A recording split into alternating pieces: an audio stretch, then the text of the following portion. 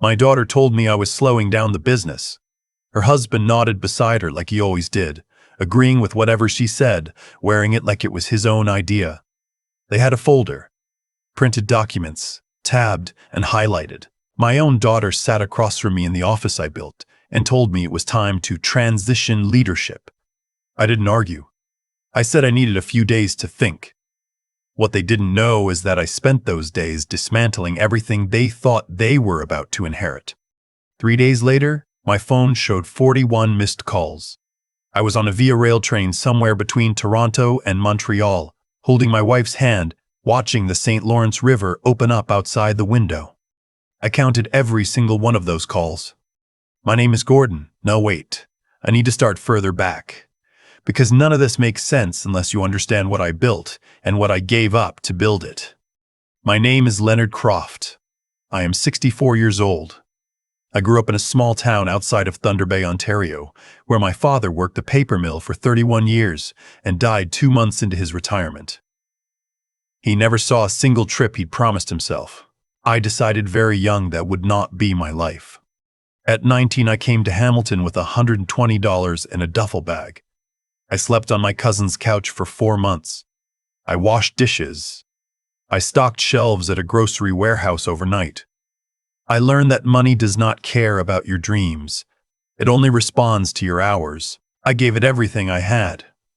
At 27, with a small business loan from the BDC that took me 6 years to pay back, I bought my first used refrigerated truck. I started delivering produce to restaurants in the Hamilton-Burlington corridor. Just me, the truck, and a route I mapped out by hand on a paper I kept folded in my jacket pocket. My wife, Helen, kept the books in a spiral notebook on our kitchen table. We didn't have a dining room then. We had a kitchen and a pull-out couch and a future we were building one invoice at a time. In 10 years, I had 4 trucks. In 15, a fleet of 11 and a small distribution warehouse in Stony Creek. By the time I was 50, Croft Fresh Logistics was supplying over 60 restaurants, 3 hotel chains, and a regional grocery cooperative across southern Ontario. We have 42 employees. We had a proper accountant, a logistics manager, and a reputation that took decades to earn. I also had a daughter named Isabel. I gave her everything I never had. Private school in Burlington, university at Western, a car when she graduated, a position in the company without her ever having to chase an opportunity the way I did. Head down, door to door, in January, in a truck with a heater that only worked half the time. Isabel grew up without knowing what it meant to worry about rent. She never watched her parents argue at the kitchen table over whether to pay the hydro bill or make the truck payment. She had no reference point for sacrifice. I thought that was a gift. I was wrong about that. 3 years ago, she married a man named Philip. Philip came from a family in Oakville. His father had done well in commercial real estate, the kind of people who measure other people's worth by their postal code. Philip was pleasant enough at the engagement dinner. He shook my hand, asked thoughtful questions, smiled at the right moments. Helen didn't trust him. She told me that night, lying in the dark. There's something rehearsed about him, Leonard. Like he's always performing. I told her she was being unfair, that Philip was just from a different world. He'd adjust. I spent the next 2 years being wrong about that too.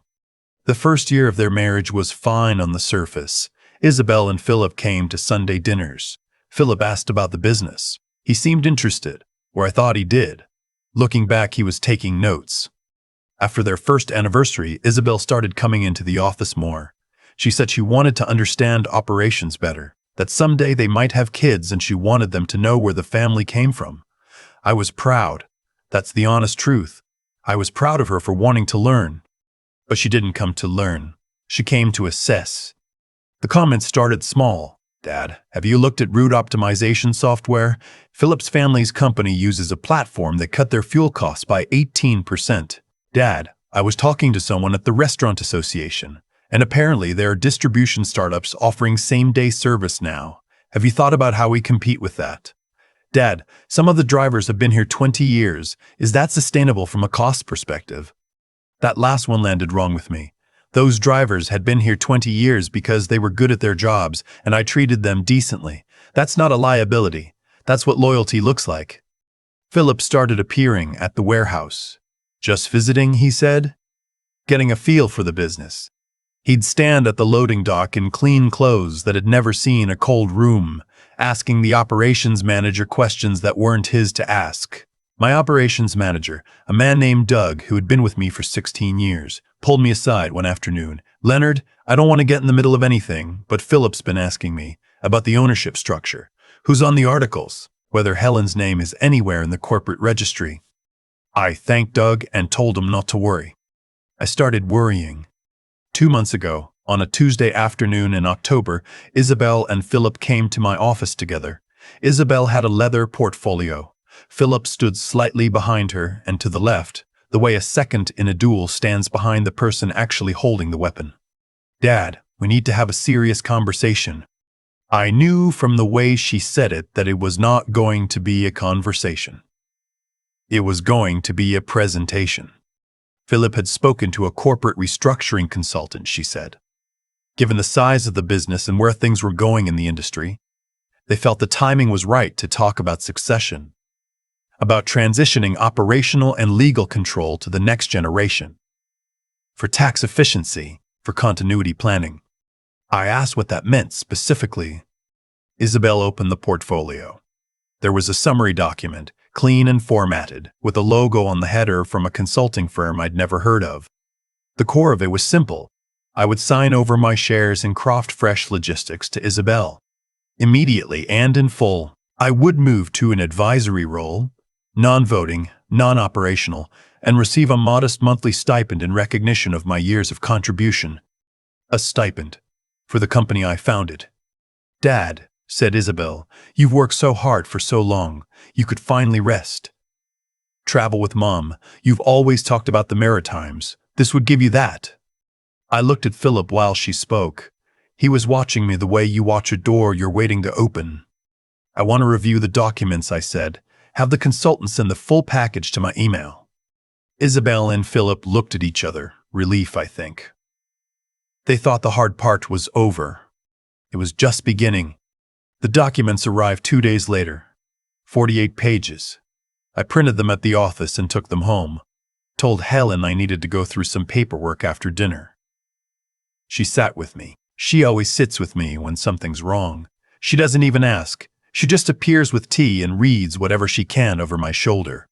The key clause was on page 19. Language that transferred 100% of the shares in Croft Fresh Logistics from Leonard James Croft to Isabel Renee Croft Whitmore, irrevocably, in exchange for $1 and other consideration. $1. Helen set her mug down very carefully. She didn't say anything for a moment. "Leonard, that's not succession planning, that's theft."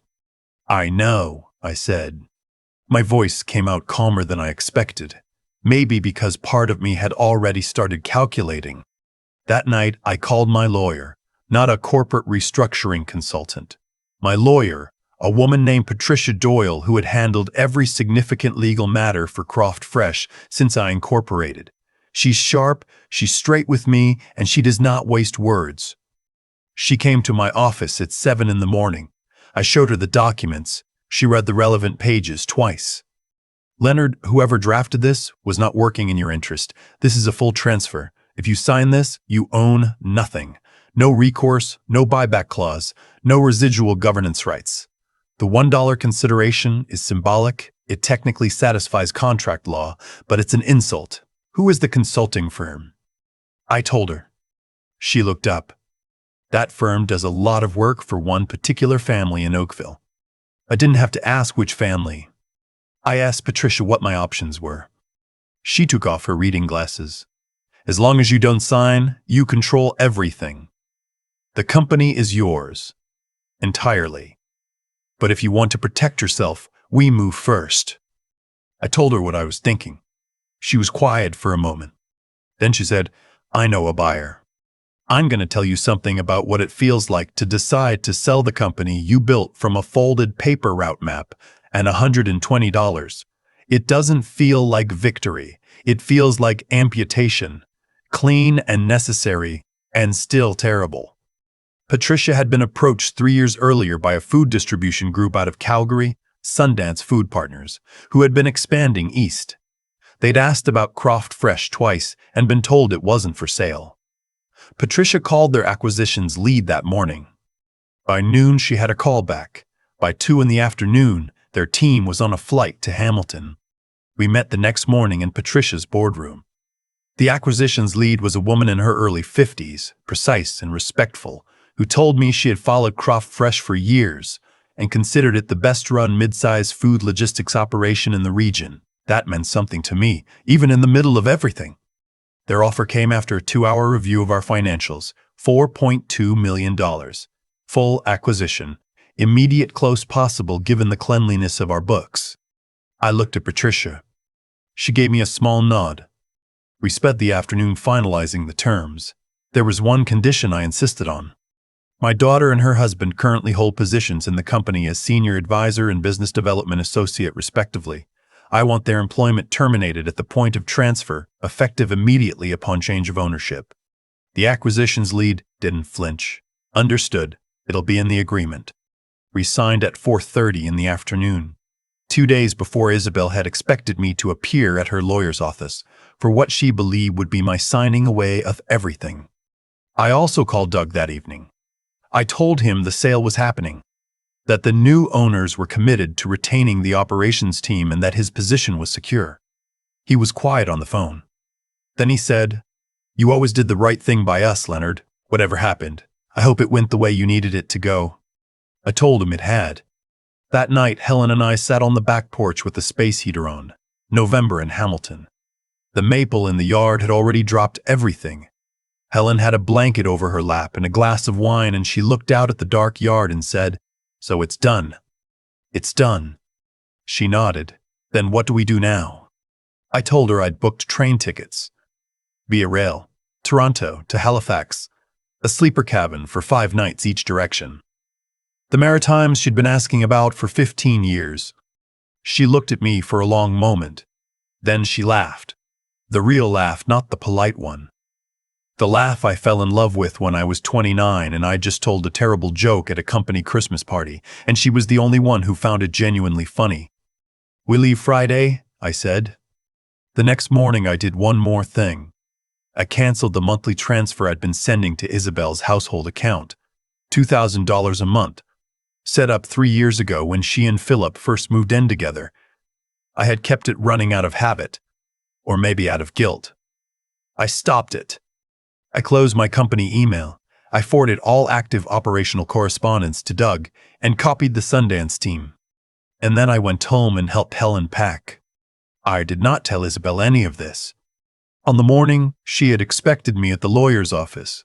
I was on a train outside of Kingston, watching the frozen shoreline of Lake Ontario slide past the window. My phone was on the tray table. I watched it light up. First a call from Isabel, then a text, then Philip, then Isabel again. I let it all go to voicemail. Helen was reading across from me, her feet tucked up on the seat, a coffee from the dining car in her hand. She looked up when she saw me watching the phone. "Don't," she said. "I know." She went back to her book. I turned the phone face down. By the time we reached Montreal, there were 23 missed calls. By Quebec City, 31.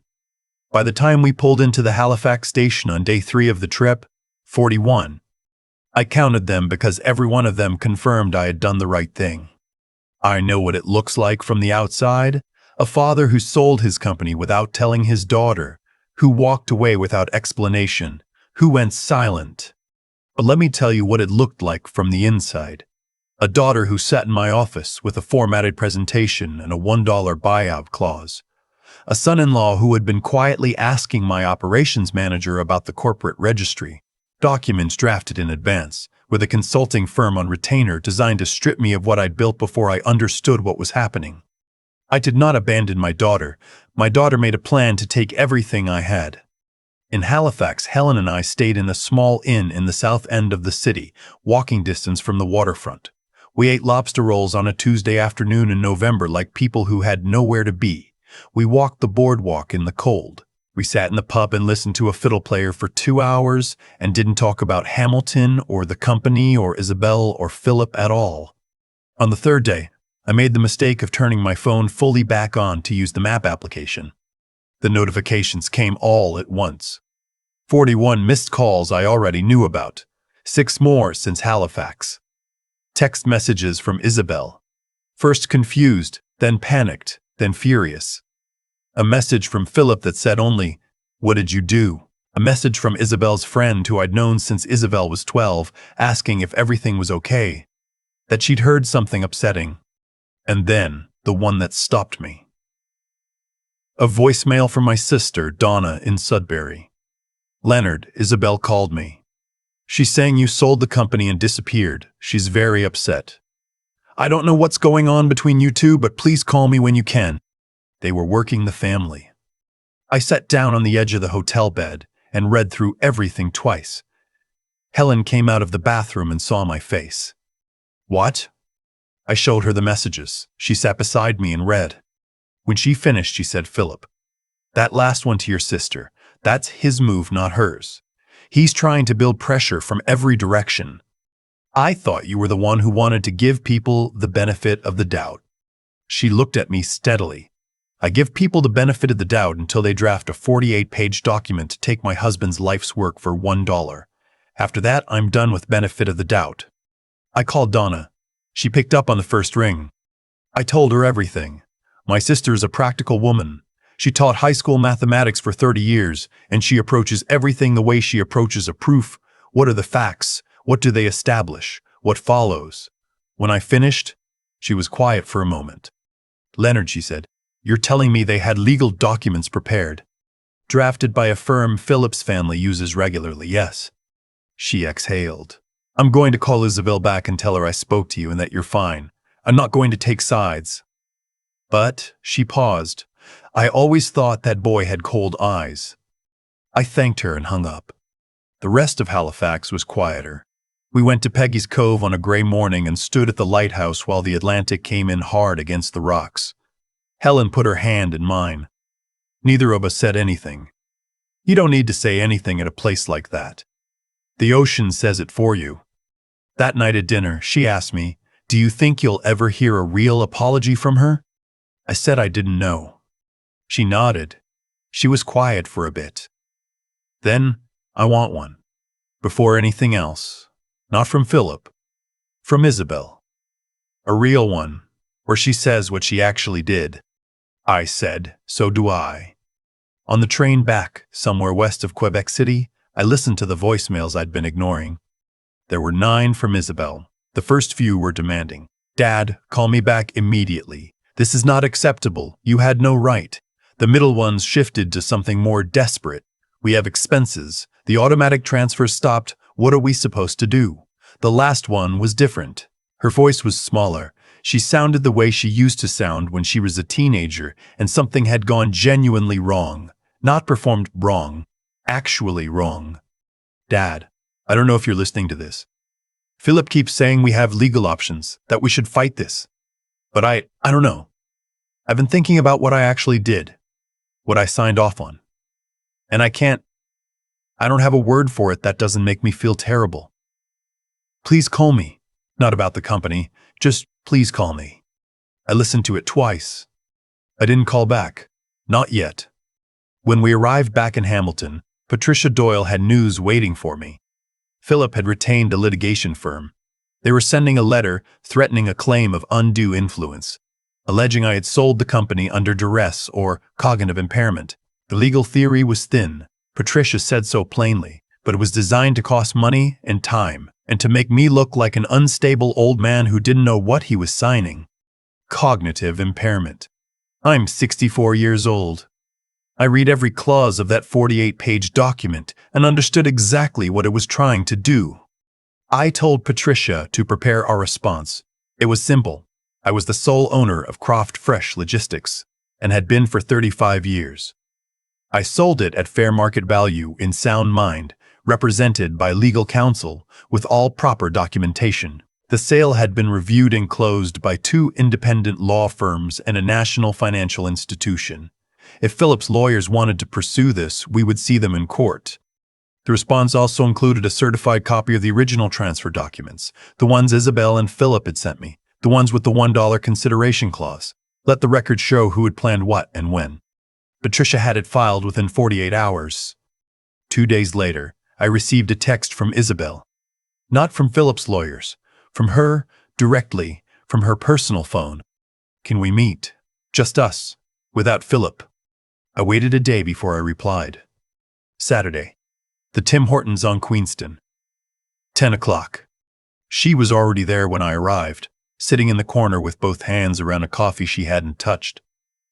She looked like she hadn't slept. She stood when she saw me, and for a second I thought she was going to hug me, but she stopped herself, like she wasn't sure she'd earned it. I sat down across from her. She said, "I don't know how to start."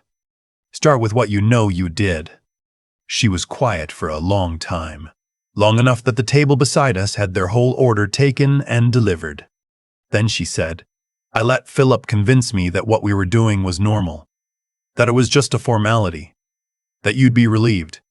He said you were tired, that you'd been saying for years you wanted to step back, that we were just making it official. And I knew it wasn't right. I knew when I saw the $1 line, but I told myself it was just legal language, that it didn't mean anything real, and I signed off on it anyway. I said it meant everything real." She looked at me. Her eyes were wet. I know that now. I asked, "Does Philip know you're here?" She shook her head. "He told me not to contact you without the lawyer present.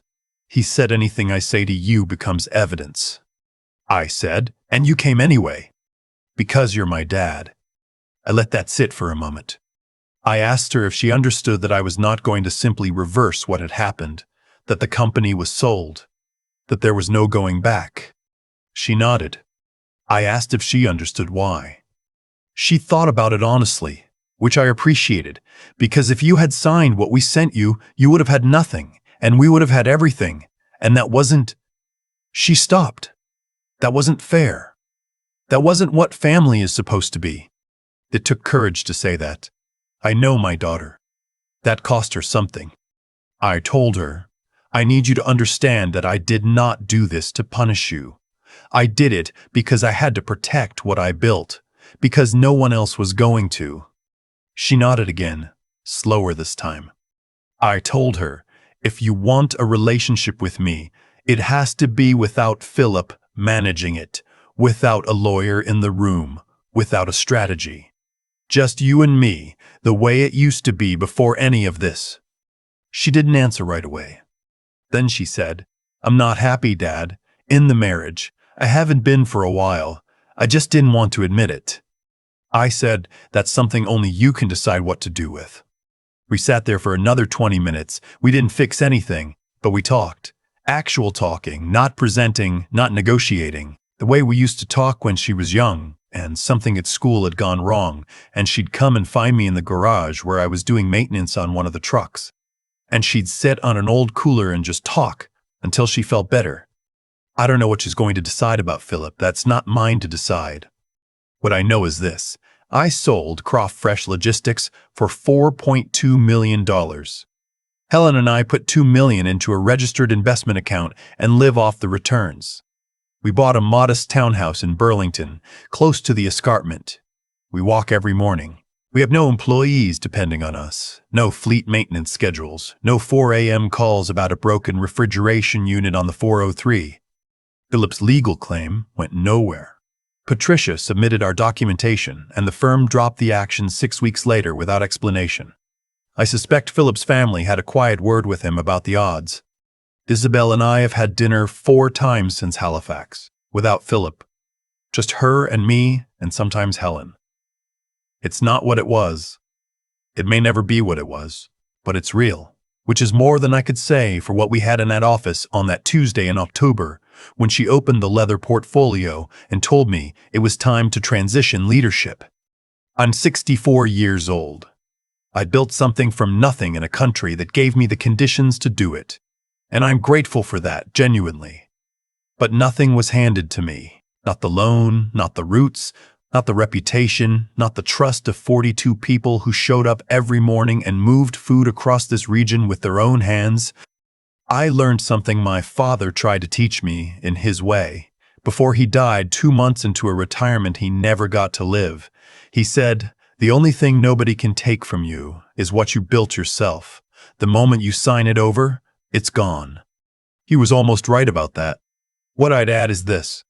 The moment someone tries to take it with a $1 clause in a 48-page document, you haven't lost anything yet. You still have time. Use it. That's the whole story. I still carry the folded paper route map in my jacket pocket. I don't know why. Helen thinks it's sentimental. Maybe. Or maybe it's just a reminder that everything started with one truck and one route and two people who decided to bet on each other. That was the best decision I ever made. All of this. The company, the sale, the 41 missed calls, the November train to Halifax, the Tim Hortons on Queenston. All of it was just what came after. I still think about that folded map sometimes. The one I kept in my jacket pocket for 35 years. The paper route I drew by hand when I had one truck and no guarantee that any of it would work. I don't think about it with nostalgia exactly. It's more like a fixed point, a reminder of who I was before the company had a name, before there were 42 people depending on the operation running clean every morning. What happened with my daughter didn't come from nowhere. I see that now. I gave Isabel everything without ever showing her what the giving cost. She grew up watching the result. The warehouse, the trucks, the reputation.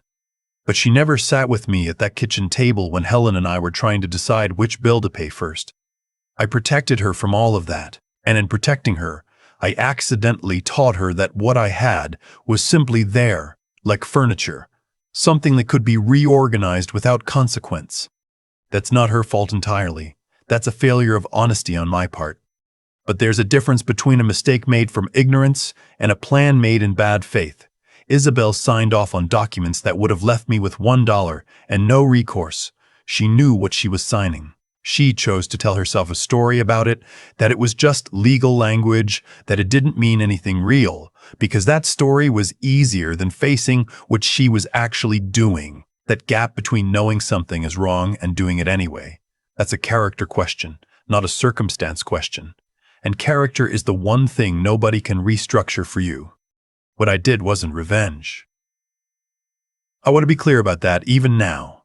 I sold what was mine because I had every legal and moral right to sell it, and because the alternative was to hand it over to people who had already demonstrated they were willing to deceive me to get it. Protecting yourself when someone moves against you isn't cruelty, it's clarity. The hard part was the 41 missed calls.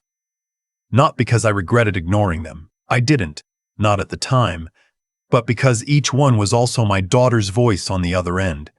Even when it was Philip's number, she was in that apartment not sleeping, and part of me knew it, and I still kept my phone face down on the train table. That took something. Not toughness, in the way people mean when they use the word carelessly, more like the willingness to let a painful thing be painful without flinching away from it before it had done what it needed to do. Helen asked me once, somewhere on the way back from Halifax, whether I thought I'd made the right call. I told her I thought I'd made the only call that kept my self-respect intact. She said, "That's the same thing." I think she's right. What I know at 64 that I didn't know at 30 is this.